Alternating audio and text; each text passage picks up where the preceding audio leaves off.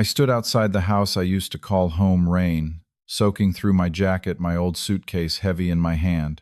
Just 6 months ago, Sarah and I were planning our future in that living room, kids' vacations growing old together.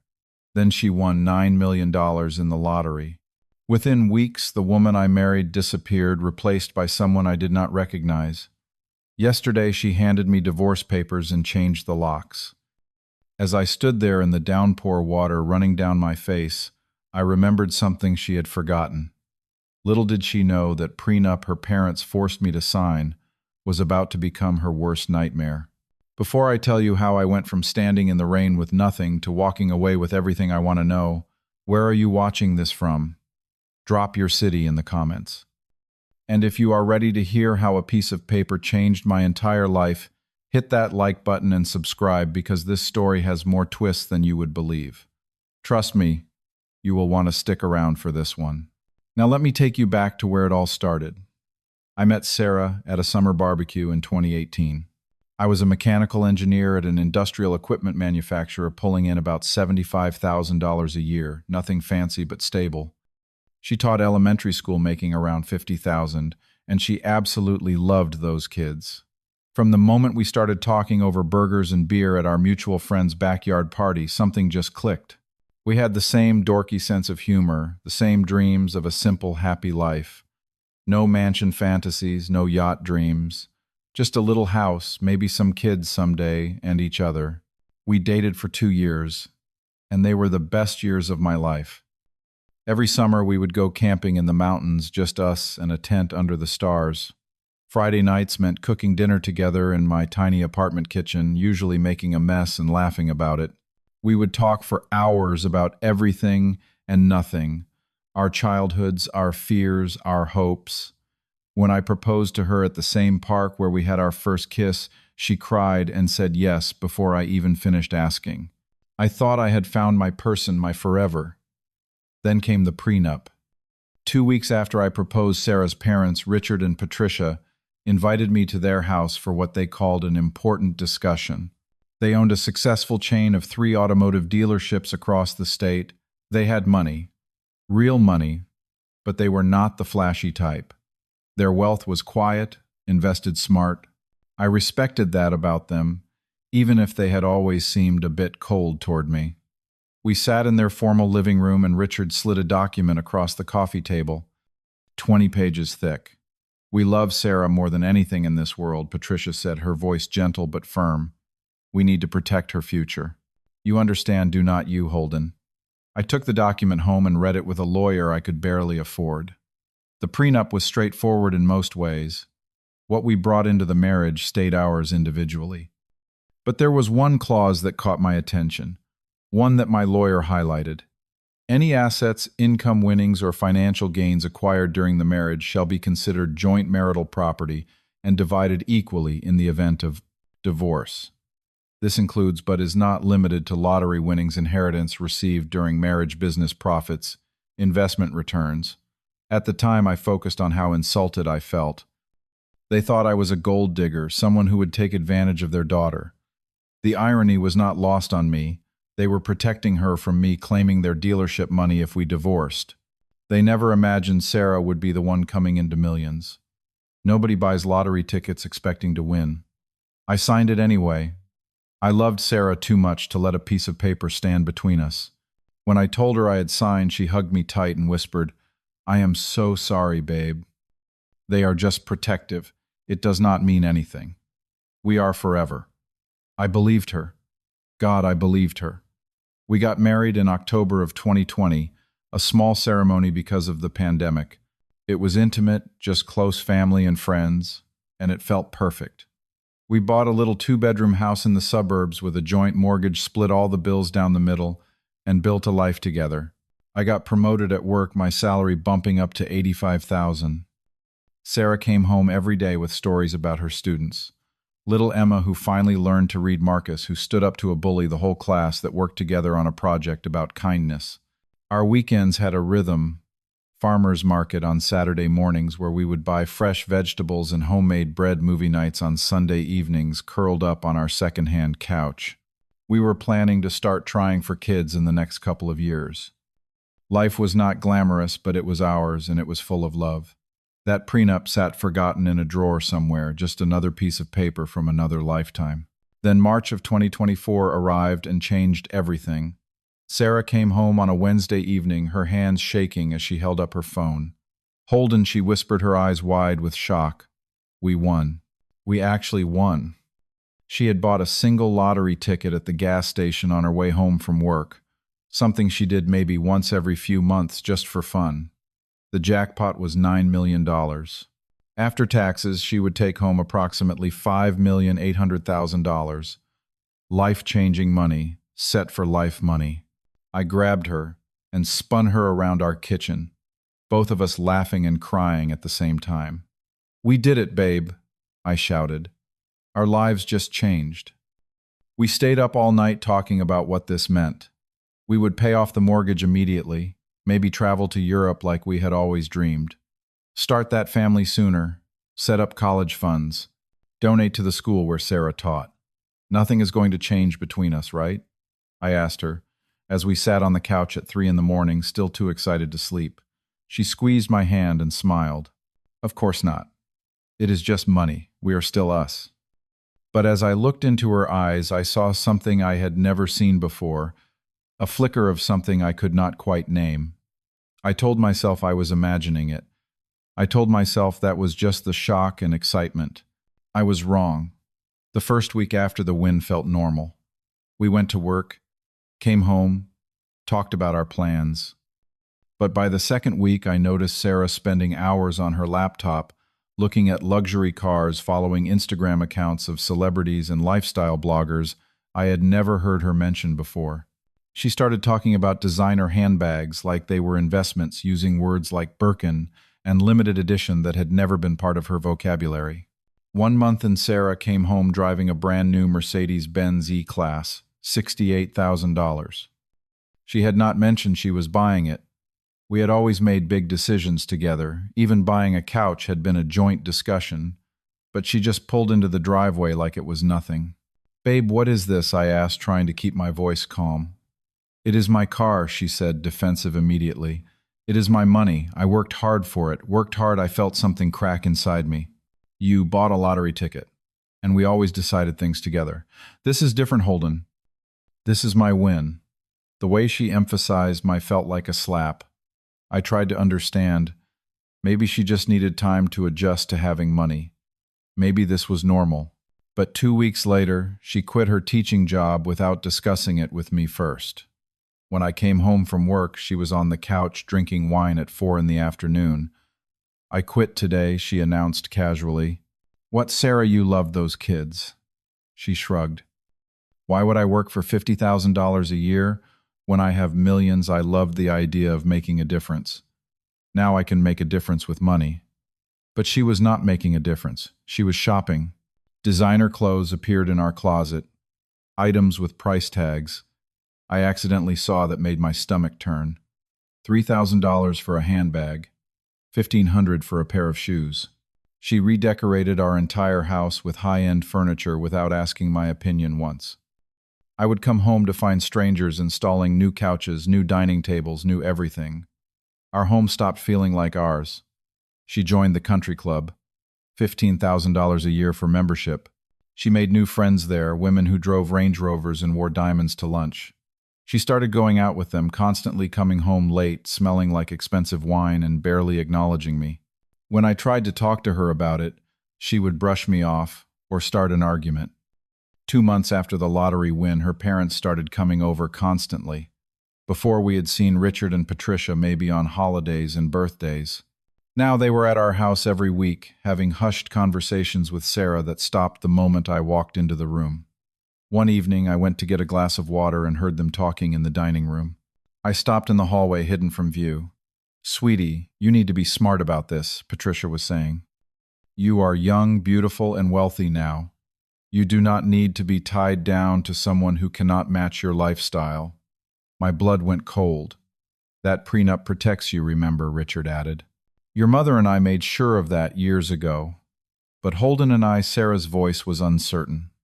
"We have been happy Happy when you had nothing, Patricia said, her voice sharp. Money changes things, darling. You can have so much more now. You deserve someone at your level. Someone more suitable, Richard agreed. Think about it. I stood there, frozen, my heart pounding.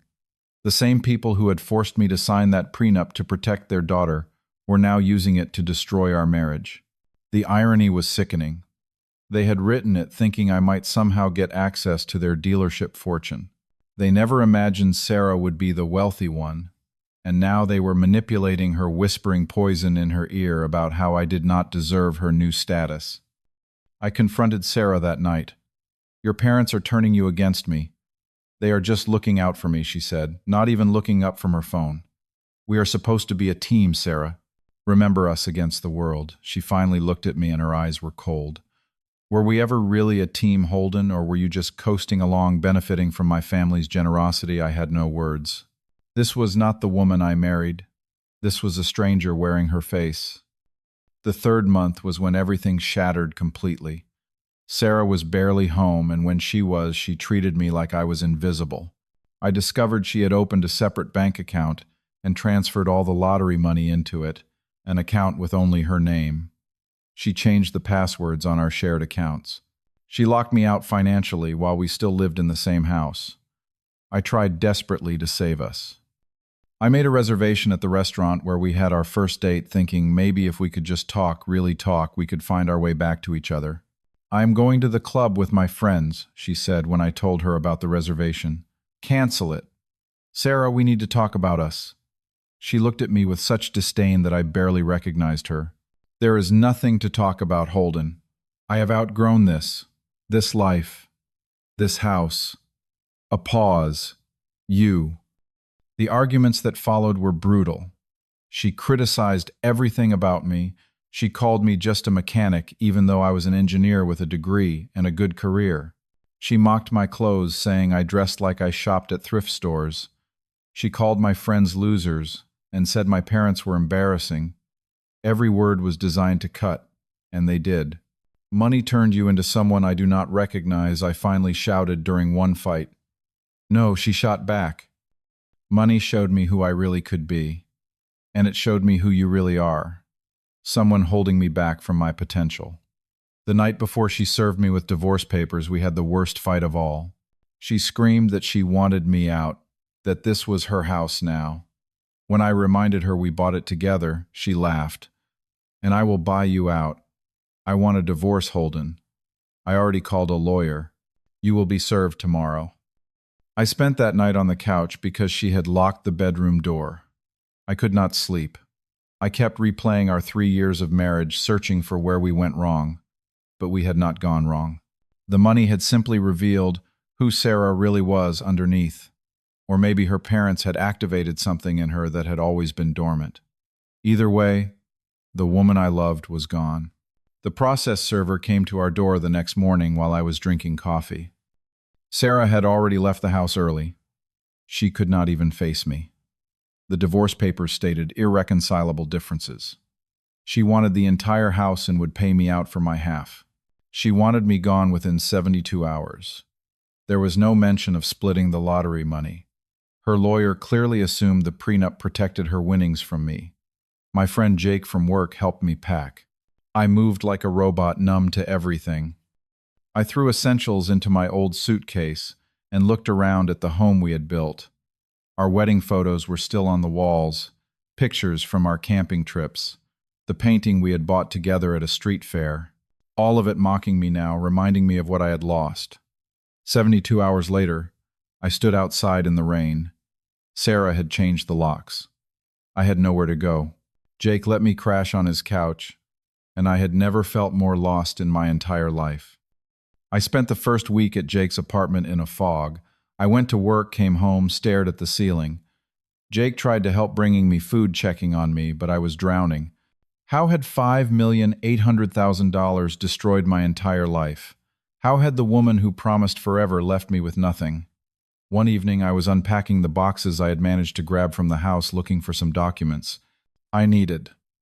At the bottom of one box, I found an old folder I had not opened in years. Inside was my copy of the prenup.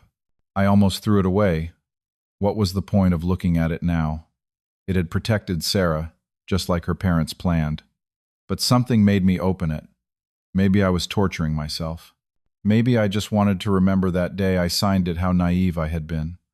I started reading through the legalese, my brain foggy from depression and exhaustion. Then my eyes landed on a clause I had not thought about in years. Any assets, income winnings, or financial gains acquired during the marriage shall be considered joint marital property and divided equally in the event of divorce. This includes but is not limited to lottery winnings, inheritance received during marriage, business profits, investment returns. I read it again, then a third time. Lottery winnings, acquired during the marriage.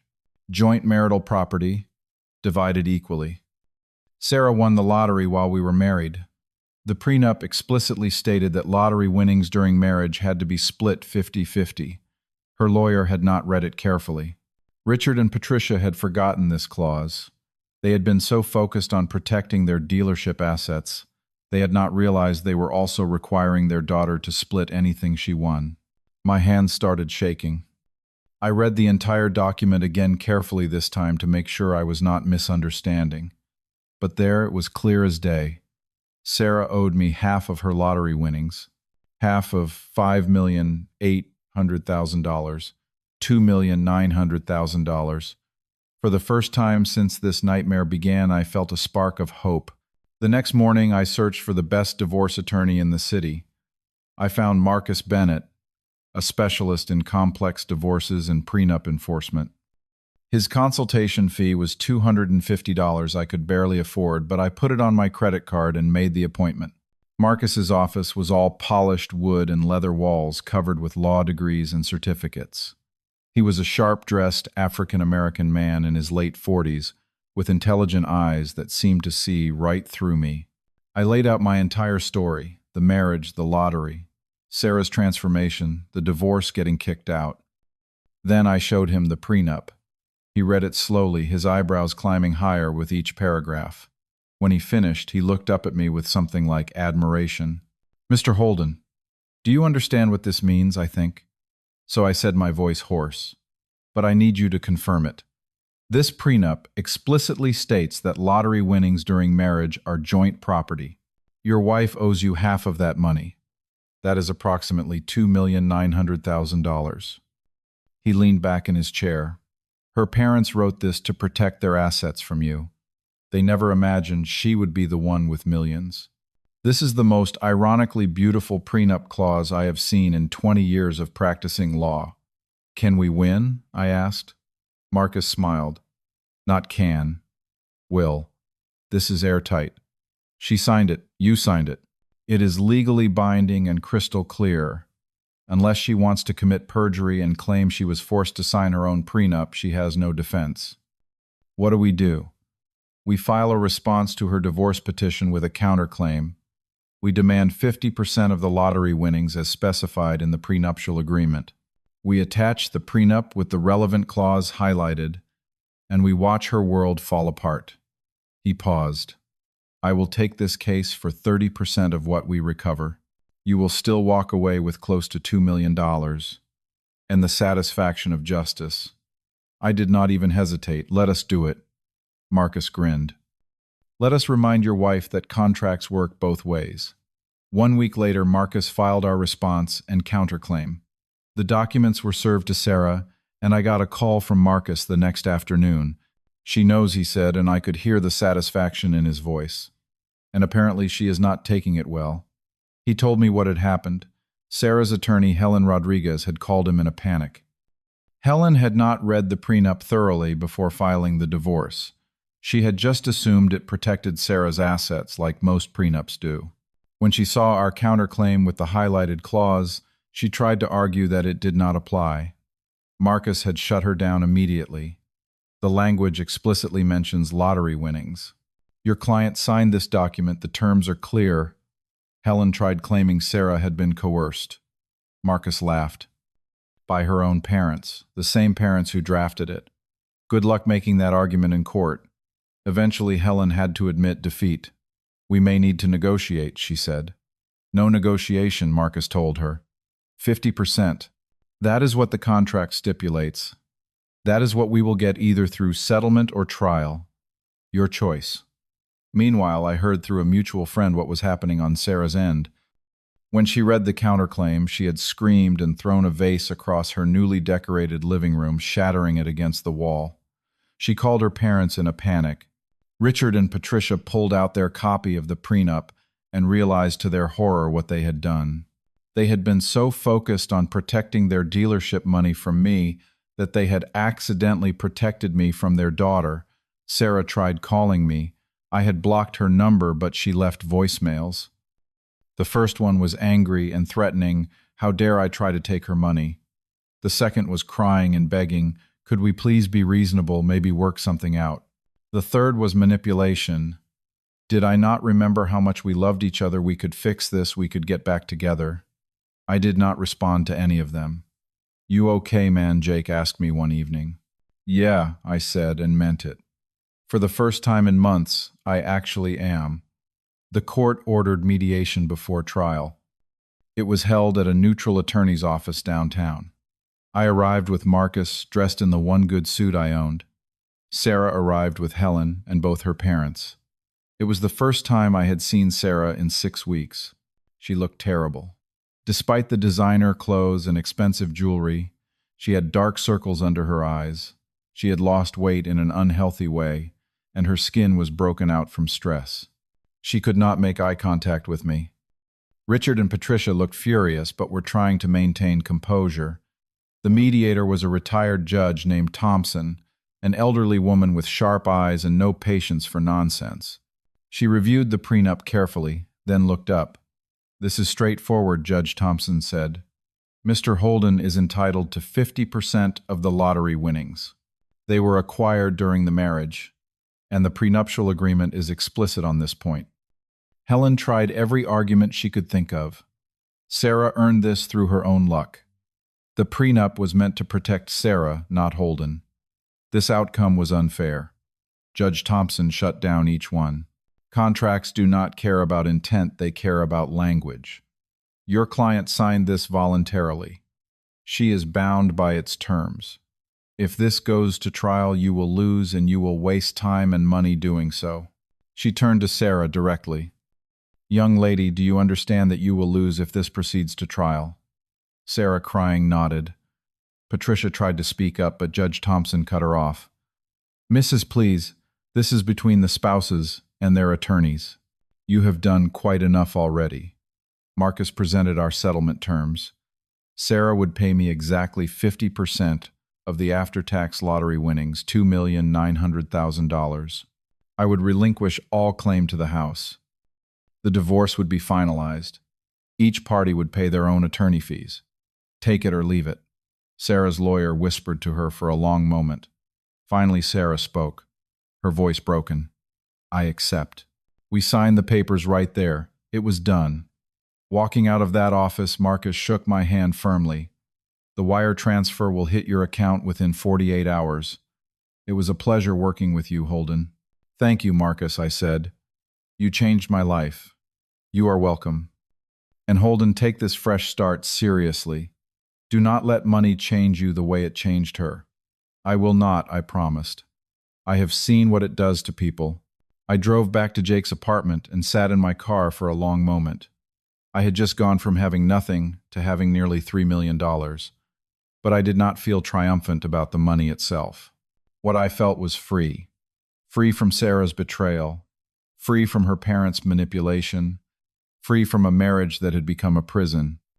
I felt like I could finally breathe again. 6 months after the settlement, my life looked completely different. I bought a modest 3-bedroom house in a quiet neighborhood for $450,000 paid in cash. No mortgage, no debt hanging over my head. I invested the majority of my remaining money with a financial advisor, index funds, retirement accounts, stable and smart, nothing flashy, nothing risky. I kept my job as an engineer. My friends thought I was crazy, but the work grounded me. It reminded me of who I was before the lottery, before the divorce, before everything fell apart. It kept me connected to reality.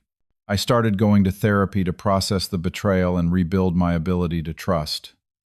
It was hard work confronting how much Sarah's transformation had hurt me, but it was necessary. I reconnected with old friends I had neglected during my marriage. I took Jake on a vacation to Colorado as a thank you for letting me crash on his couch. He tried to refuse, but I insisted. I started volunteering at a community center teaching math to underprivileged kids. It reminded me of why Sarah used to love teaching back before money corrupted that passion. These kids did not care about designer labels or country clubs. They just wanted someone to believe in them.